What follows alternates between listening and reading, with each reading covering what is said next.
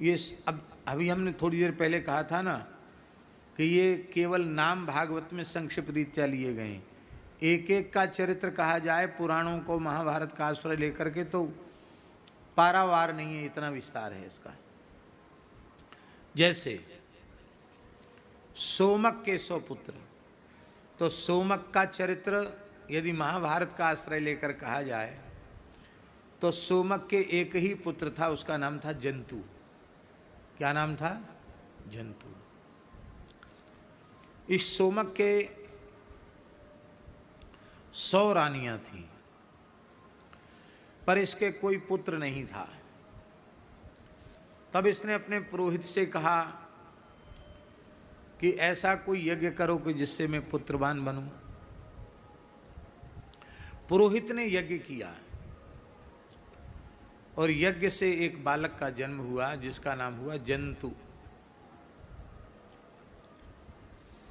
अब 100 माताओं के बीच में एक पुत्र था।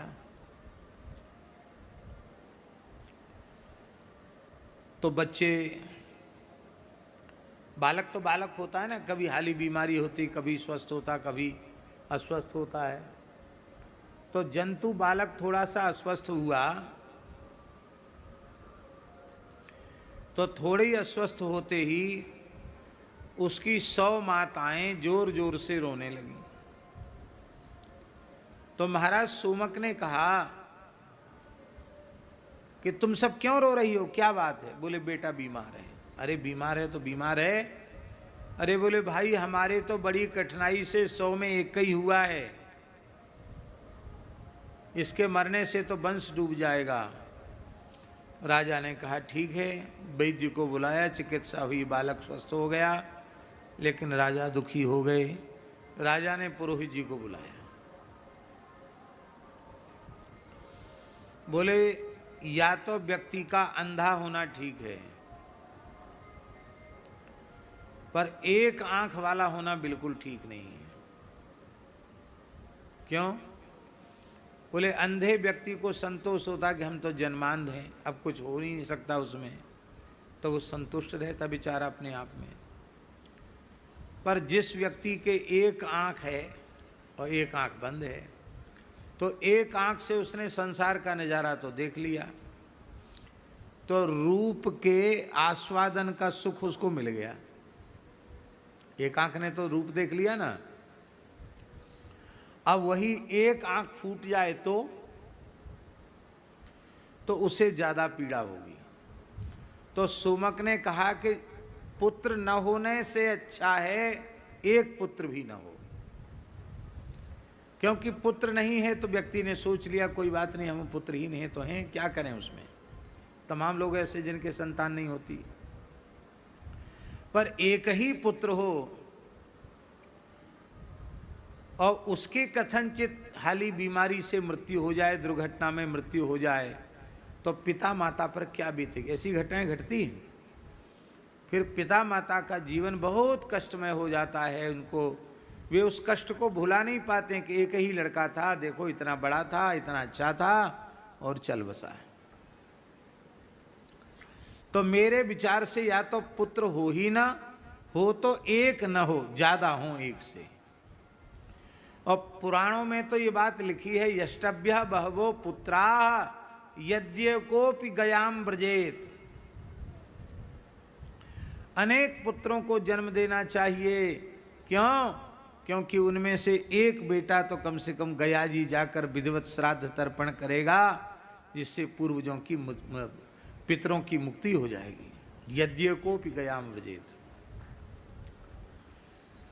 इसलिए बहवः पुत्राः यष्टव्याः, बहुत पुत्रों को जन्म देना चाहिए। आज हिंदुओं की संख्या निरंतर घटती चली जा रही है। बहवा की क्या चले, एक भी नहीं हो रहा है। और अब तो विवाह करके भी लोग कहते हैं हमने फैसला कर लिया, हमको संतान चाहिए नहीं। अरे मूर्खाधिराज, संतान नहीं चाहिए तो ब्याह काहे के लिए किया तुमने? केवल वासना पूर्ति के लिए? यदि इतने घृणित विचार की पूर्ति के लिए आपने विवाह जैसा पवित्र संस्कार किया है, तो मलमूत्र की नाली के कीड़े में और इस प्रकार के विषयी भोगी जीव में कोई अंतर नहीं है, वो वस्तुतः मलमूत्र का कीड़ा ही है। इसलिए हिंदुओं की संख्या घटना अच्छा नहीं है, हिंदू की संख्या बढ़नी चाहिए। कम से कम 3 पुत्र होना चाहिए, कम से कम 3 पुत्र हो, 2 पुत्री हो, 5-5 संतान तो एक एक के हो। 3 पुत्रों में एक कम से कम अच्छा संस्कारवान होगा तो बाबा जी बन जाएगा।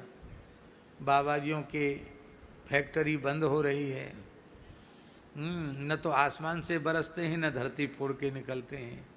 अब गृहस्थ लोग संतान ही पैदा नहीं करे तो साधु कोई कैसे बनेगा? अच्छे संस्कार उनको नहीं दिए जा रहे हैं। एक कम से कम अच्छे संत बने, एक कोई फौज में जाए, अच्छा देश के लिए लड़े, राष्ट्रभक्त हो, और एक कम से कम घर में रहकर पिता माता की सेवा करे, घर का काम धंधा देखे या खेती चाकरी नौकरी जो हो वो करे और घर में पिता माता का ध्यान रखे। अब एक ही बालक होते हैं, एक ही बालिका है, एक ही बालक है, दोनों को विदेश भेज दिया। मैया बाप बुढ़े बेचारे, इनका कोई खबर लेने वाला नहीं। ये विदेश भेजने की परंपरा भी बहुत अच्छी नहीं है। अधिक संतान हो तो भले ही आप सोच लो, पर यदि एक ही है तो कहो भैया सूखी रूखी रोटी खा के यहीं रहो, अपने ज्ञान का, अपनी विद्या बुद्धि का भारत राष्ट्र के निर्माण में उपयोग करो, बाहर जाने की आवश्यकता नहीं, सब कुछ यहीं उपलब्ध है। और ये बात बिल्कुल सच्ची है, हम न बाहर गए हैं तो न जाने की इच्छा है, लेकिन ये बात बिल्कुल पक्की है, भारतवर्ष जैसा देश न भूतो न भविष्यति, भारतवर्ष के जैसा भारतवर्ष ही है। धन्यास्तु ये भारत भूमि भागे, वे धन्य हैं जिनका जन्म भारतवर्ष की पवित्र धरती पर हुआ है। ये तो भारतवर्ष की धरती का प्रभाव सो गया है इस समय। इस समय भारत भूमि का महात्म्य अपनी जागृत अवस्था में नहीं है। इसमें भारत भूमि का जो दिव्य महात्म्य है वो प्रसुप्तावस्था में है। क्यों चला गया प्रसुप्तावस्था में? उसका मूल कारण है धर्म प्राण भारतवर्ष की धरती पर गोवध जैसा भयंकर पाप हो रहा है। इसलिए भूमि का महात्म्य सो गया है। हम भगवान का स्वरूप है ये श्रीमद् भागवत, इनकी साक्षी में, और भगवान का स्वरूप है ये गौ माता, और आप सब संत भी भगवान के ही स्वरूप हैं। इन सबकी साक्षी में हम ये बात आपको बोल रहे हैं कि यदि भारतवर्ष में गोवध पूरी तरह प्रतिबंधित हो जाए, गोवध के कलंक से भारतवर्ष की धरती विमुक्त हो जाए और गो रक्षण और गो संवर्धन की एक राष्ट्रीय योजना का विधिवत निर्माण हो जाए, एक स्वतंत्र आयोग बन जाए और उसका स्वयं प्रधानमंत्री ही उसका स्वयं ध्यान देकर के कार्य देखें, इस देश की कृषि गो आधारित हो जाए, इस देश की चिकित्सा गो आधारित हो जाए, इस देश की शिक्षा गो आधारित हो जाए, गो आधारित शिक्षा, गो आधारित चिकित्सा और गो आधारित कृषि। शिक्षा का अर्थ है कि गाय के संबंध का ज्ञान प्राइमरी से लेकर स्नातक तक छात्र की अवस्था, उसकी योग्यता के अनुसार गो विषयक विज्ञान पढ़ाया जाना चाहिए। आपकी गाय के प्रति अगाध श्रद्धा है, इसलिए भगवान ने जिस जिस पद पर आपको भेजा आपने कुछ न कुछ बढ़िया काम गाय के लिए किया। पर जो आईएएस अधिकारी बनकर आ रहे हैं और जो सारी सरकारी योजनाएं बनाते हैं, उनको यही पता नहीं है कि देसी क्या है, जर्सी क्या है। गाय को वे एक पशु ही मानते हैं, उनकी तनिक भी श्रद्धा गाय के प्रति नहीं है। जो चीज़ नहीं खाना चाहिए वो खा रहे हैं, जो चीज़ नहीं पीना चाहिए वो पी रहे हैं, और जो नहीं करना चाहिए वो कर रहे हैं। वो इनके संस्कार स्वयं ही समाप्त हो चुके हैं। वे भला गोरक्षण की योजना कैसे बनाएंगे? तो इसलिए शिक्षा के माध्यम से गोभक्ति जगानी चाहिए। गो आधारित चिकित्सा, गो आधारित शिक्षा, गो आधारित कृषि, खूब सब्सिडी दे गवर्नमेंट, पर उसी को सब्सिडी दे जो गो आधारित कृषि करे। कितने लाख करोड़ फर्टिलाइजर्स के लिए मंजूर करती है रश्मि भाई बताते, हम तो भूल जाते हैं संख्या, हैं 2 लाख करोड़। 2 लाख करोड़ सब्सिडी देती है गवर्नमेंट रासायनिक खादों के लिए।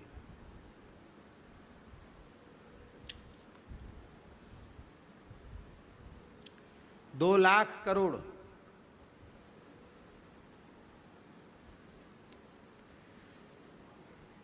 हैं?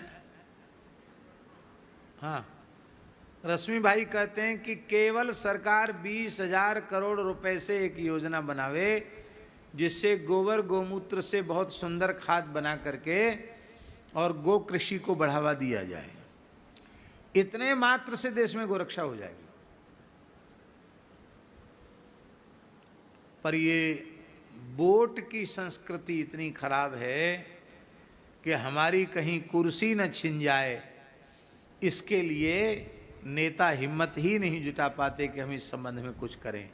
लेकिन जरूर शिक्षा के माध्यम से, चिकित्सा के माध्यम से और कृषि के माध्यम से गोरक्षण, गो संवर्धन के क्षेत्र में क्रांति आनी चाहिए। इसी गोवध का परिणाम है जो ऐसी स्थिति हो रही है। अभी कल हरसिल के पास खीर गंगा नामक एक क्षेत्र में, भराली गांव में मात्र 40 सेकंड के भीतर प्रलय जैसा दृश्य उपस्थित हुआ और 3-3, 4-4 मंजिल के भवन कहां चले गए, पत्ते जैसे उड़ के पता नहीं चला। अभी कितने लोग मारे गए हैं भगवान जाने, सरकारी सूचना तो कम की है, लेकिन इतने होटल और इतने पूरा बाजार का बाजार बह गया, लोग अपने को चिल्ला तक नहीं पाए, एक दूसरे को पुकार तक नहीं पाए और सब देखते देखते समाप्त हो गया। ये सब क्या है? तपस्या के क्षेत्र में, धार्मिक क्षेत्रों में होटल खुल गए। उन होटलों में आप जिसका भी मांस खाना चाहो सब मांस उपलब्ध है, मद्य उपलब्ध है, सुरा सुंदरी सब वहाँ उपलब्ध होने लग गई। तो क्या तीर्थ के देवता प्रकुप्त होकर कुछ बदला नहीं लेंगे? क्या प्रकृति का तुम जिस प्रकार से दोहन नहीं, शोषण कर रहे हो, विनाश कर रहे हो, क्या प्रकृति तुम्हारा विनाश नहीं करेगी? और ये सारी जो विप्लवकारी घटनाएं घट रही हैं, इसके मूल में है गोहत्या। गोवध का भी ये भयंकर दुष्परिणाम है और लोग मान नहीं रहे हैं, स्वीकार नहीं कर रहे हैं। भूकंप आ रहे हैं, कहीं जल प्रलय, कहीं अग्नि प्रलय, तरह तरह के प्रलय आरंभ हो चुके हैं, लेकिन लोग फिर नहीं चेत रहे हैं। और लगता चेतेंगे भी नहीं, तब तक नहीं चेतेंगे जब तक बहुत बड़ी संख्या में ये गो विरोधी समाप्त नहीं हो जाएंगे, तब तक लगता है इनको होश नहीं आएगा।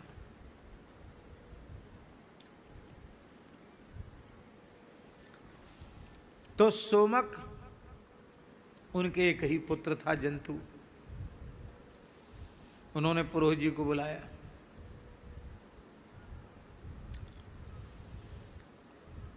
बोले आप यज्ञ कराओ। आपने यज्ञ कराया, एक बेटा दिया, हमको और बेटा चाहिए। कितने चाहिए? बोले 2-4 तो और हों कम से कम। तो पुरोहित ने कहा कि 2-4 नहीं, तुम्हारी जितनी रानियां हैं सबके पुत्र हो जाएगा, एक एक पुत्र, 100 पुत्र हो जाएंगे तुम्हारे।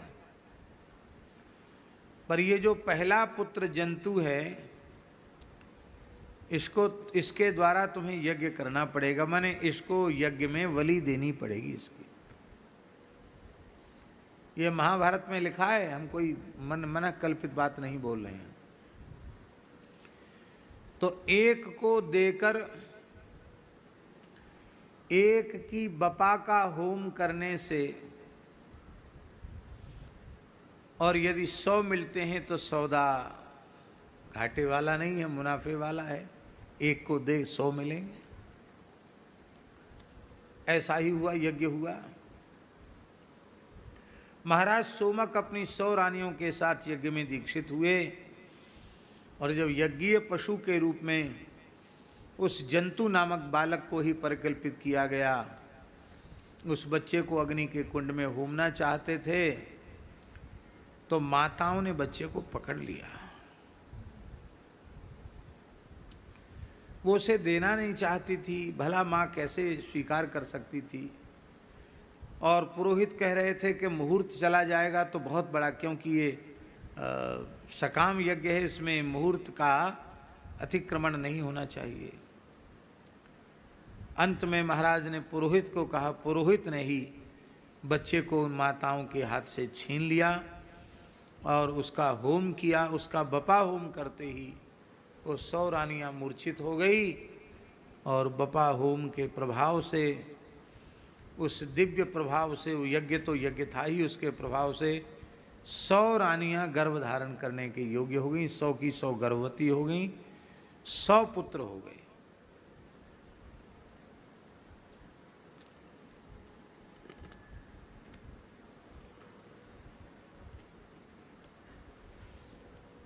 अब राजा सोमक मरे, मरना तो सबको पड़ता ही है, और वो स्वर्ग गए। तो यमलोक होकर के ही सब रास्ते हैं। यमलोक होकर महाराज सोमक जब स्वर्ग गए तो उन्होंने क्या देखा कि एक तेल का खौलता हुआ कड़ाह है। उस कड़ाह में हमारे त्रिकाल संध्योपासन करने वाले अग्निहोत्र परायण, वेदों के मंत्रों के बहुत बड़े ज्ञान विज्ञान से संपन्न मेरे पुरोहित जी वो कड़ाह में उबाले जा रहे हैं, और वो बड़ी जोर से चीख चिल्ला रहे हैं, हाहाकार कर रहे हैं कष्ट के मारे। उनको देखकर राजा सोमक ने कहा कि अरे ये तो बड़े पवित्र ब्राह्मण हैं, वेदों के ज्ञाता हैं, अग्निहोत्री हैं, इनको कड़ाह में उबाल कर इतनी यातना क्यों दी जा रही है? ध्यान दें। तो यमदूत ने कहा, ये वही पुरोहित है आपका जिसने उस पुत्र के द्वारा यज्ञ में यजन करके कामना की पूर्ति का यज्ञ कराया था। अब ध्यान दें, इस कथा से एक बात सिद्ध हो गई कि कामना की पूर्ति भले ही हो गई, पर उस ब्राह्मण को नरक जाना पड़ा। इसलिए किसी भी प्रकार की हिंसा धर्म के नाम पर स्वीकार्य नहीं। भले ही उद्देश्य की पूर्ति हो रही हो, अधिक से अधिक लाभ हो रहा हो, लेकिन ये महाभारत की जो कथा है ये प्रमाणित करती है कि हिंसा स्वीकार्य नहीं है। सोमक ने कहा कि मैं भी तो दोषी हूं। बोले नहीं, जिस ब्राह्मण ने यह कृत्य का उपदेश किया दोषी हुआ है, आप दोषी नहीं है। आपने तो अपने मन का संकल्प पुरोहित के सामने रखा। पुरोहित को चाहिए था कि वो अहिंसात्मक यज्ञ का उपदेश करके आपकी पूर्ति करते। इसलिए यज्ञीय हिंसा, उस यज्ञीय हिंसा का भी निषेध इस प्रकरण के श्रवण से हो जाता है। इस सोमक के सबसे बड़ा जंतु था, जिसको तो आपने सुनी चुके क्या हुआ हाल, और सबसे छोटा प्रसद था। प्रसद के पुत्र द्रुपद हुए। ये सोमक बाबा ही थे द्रुपद के, और द्रुपद ने यज्ञ कराया मारण यज्ञ, और उस मारण यज्ञ से अग्नि के कुंड से एक कन्या उत्पन्न हुई जिसका नाम द्रौपदी हुई याज्ञसेनी, और एक पुत्र उत्पन्न हुआ अग्नि के कुंड से कवच धारण किए हुए धनुष बाण लेकर, उसका नाम हुआ धृष्टद्युम्न। धृष्टद्युम्न के पुत्र धृष्टकेतु हुए। ये भरम्यासु वंश में उत्पन्न होने के कारण ये पांचाल नरपति कहलाए। अजमीढ़ का दूसरा पुत्र ऋक्ष था। ऋक्ष के पुत्र संवरण हुए। संवर्ण का विवाह सूर्य की कन्या तप्ती से हुआ। उन्हीं के गर्भ से कुरुक्षेत्र का निर्माण जिन्होंने किया, महाराज धर्मात्मा कुरु, वे प्रकट हुए। उन कुरु के 4 पुत्र हुए, परीक्षित, सुधन्वा, जन्हू और निषधास्व। सुधन्वा से सुहोत्र, सुहोत्र से च्यवन, च्यवन से कृति, कृति से उपरिचरी बसु और उपरिचरी बसु से बृहद्रथ आदि कई पुत्र उत्पन्न हुए। उनमें बृहद्रथ कुशाम्बु, मत्स्य, प्रत्यग्र, चेदिप, चेदी देश के राजा हुए। बृहद्रथ का पुत्र कुशाग्र था, कुशाग्र के पुत्र ऋषभ, ऋषभ के सत्यहित, सत्यहित के पुष्पान, पुष्पान के जहू और बृहद्रथ की दूसरी पत्नी के गर्भ से शरीर के 2 टुकड़े उत्पन्न हुए। माता ने दोनों टुकड़ों को बाहर फेंकवा दिया। तब जरा नाम की राक्षसी ने जियो जियो कह करके जीव जीवे थी, जियो